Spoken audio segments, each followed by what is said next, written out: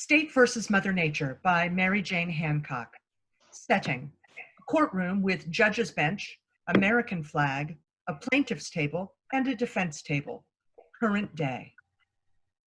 Bailiff, what's the next case on my docket? State versus Mother Nature.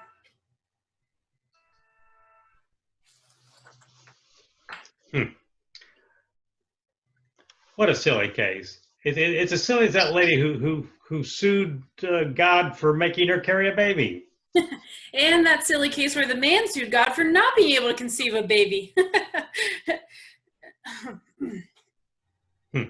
Humans, they always want what they can't have. This trial shouldn't take long. Gentlemen, I have a tea time at 2 p.m. sharp.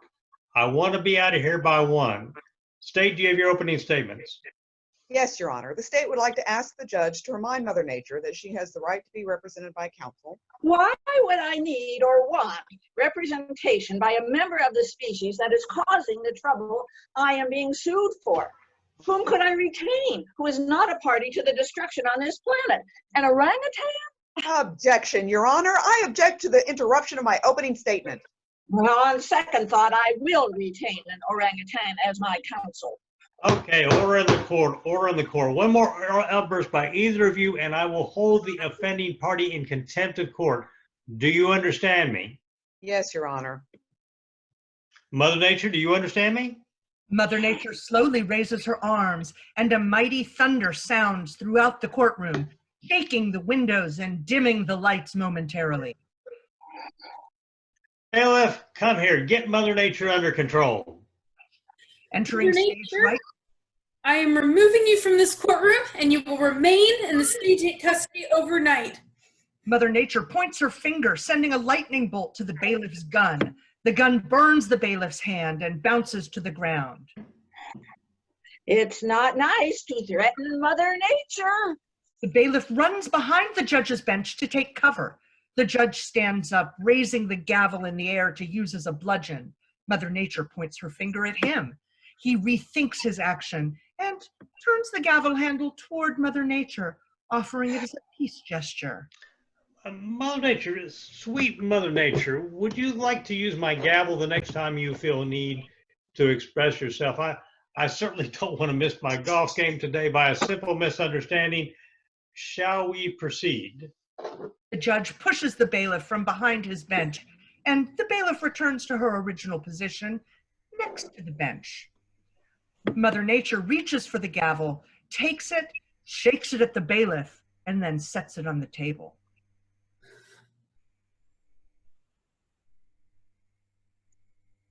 Thank you. I will use it judiciously.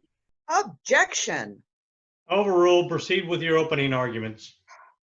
The state charges Mother Nature with countless billions of dollars in property damage and millions of wrongful deaths caused by endless flooding and droughts, hurricanes, tornadoes, tsunamis, earthquakes, heat waves, volcanic eruptions, cyclones, plagues leading to epidemics and famines, and dry heat conditions leading to uncontrollable fires and blizzards and snowstorms, and all other foreseeable and unforeseeable climate changes now known to man or that may develop in the future. Oh, you forgot snakes, poisonous snakes, and spiders too. Poisonous snakes and spiders. Your Honor, I cannot be interrupted every time Mother Nature has a thought. Fine. I'm just saying the argument would be stronger if state would add snakes and spiders. People would rally behind their lawsuit. As I was saying, state further charges Mother Nature with a lack of ability to filter out pollutants from our air supply and our water supply.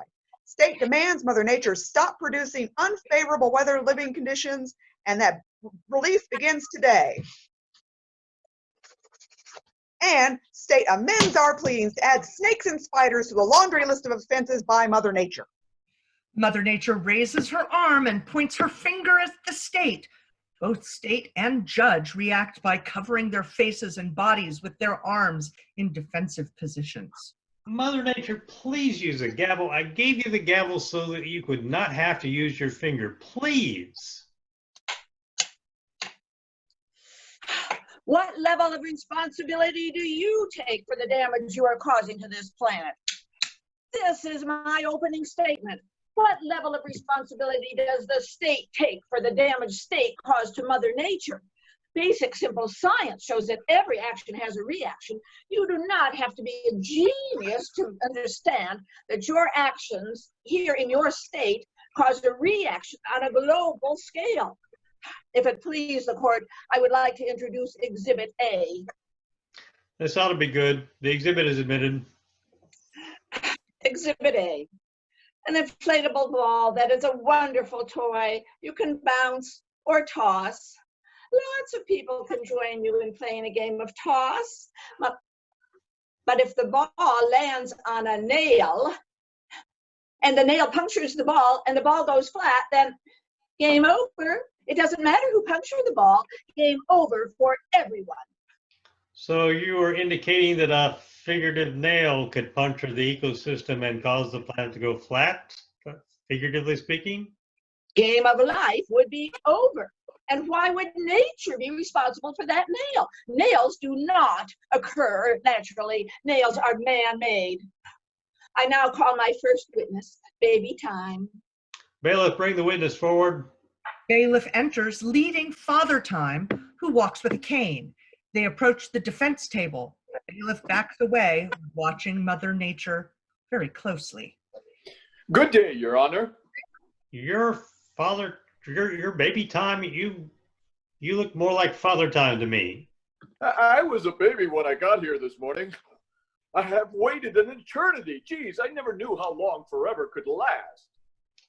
Should I call you baby time or Father Time? Time is time. Father Time and baby time are one and the same, and we support Mother Nature's defense that nature is not causing the issues state is suing over. How many planets have life? Life exists here on the third rock from the sun because the conditions were right to support life. Earth existed before life existed on Earth. Ergo, the planet can exist without life. Life cannot exist without the planet. Perhaps there was life on other planets that became extinct due to climate change. Just a gentle reminder, guys, I've got a 2 p.m. golf game. We need to wrap this up. Mother Nature raises the gavel and shakes it at the judge. On second thought, take all the time you need. I raise the point of other forms of life to illustrate the very real and active scientific principle of extinction, because the time has come for humans to consider the real possibility that you are creating an uninhabitable planet. When you hear the phrase, save the planet, what do you think of? Tree-hugging protesters who want to save the whales? Save the planet is the first part of the phrase. The second part is for the inhabitants. Save the planet for all species. The planet was here before animal life and will be here after animal life. Most humans are busy online shopping while the conditions for sustaining life are slowly disappearing right under their noses. Today is a perfect example. State is suing Mother Nature for property damage and wrongful deaths, while a madman leader of a nation performs missile tests that will cause much more death and destruction than natural disasters. Chemical fallouts from missile strikes blanket adjacent areas close to the target and force people into shelters for days or weeks or months. How long do you think your food supply chain could last? How long will your medical supplies and hospitals last? Will your economy collapse? You're making good points, but you fail to see that we have experts in every field from medicine to economics to agriculture who have all these areas of our society under control. We have responsible people who are looking out for our best interest. They are taking every possible precaution to guarantee the safety and health and wealth of our people. Are you listening to us? Or is our message going in one ear and out the other? Look, I'm listening to you all, and I understand both sides of this. And I know that we are the most brilliant species on the planet, and we're going to figure out how to survive and thrive through any disaster. We are innovators. Having said so, the plaintiff has a valid request that Mother Nature pay for the damages listed. How does Mother Nature respond? I am countersuing. Objection. We are at trial. The time for countersuing is past. Objection overruled. What on God's green earth could you possibly bring as a claim against the state? State owes Mother Nature a sabbatical from drilling and fracking and blasting and digging and polluting and building and dumping and fighting and bombing and all the other damage state has caused or will cause in the future. Okay. Here's what I'm going to do. I'm going to send you guys to mandatory mediation. I want you to mediate these disputes and find an equitable solution to all the claims, both those of the state and Mother Nature. Do both parties agree to this? No. Nature raises her gavel and points both at the state.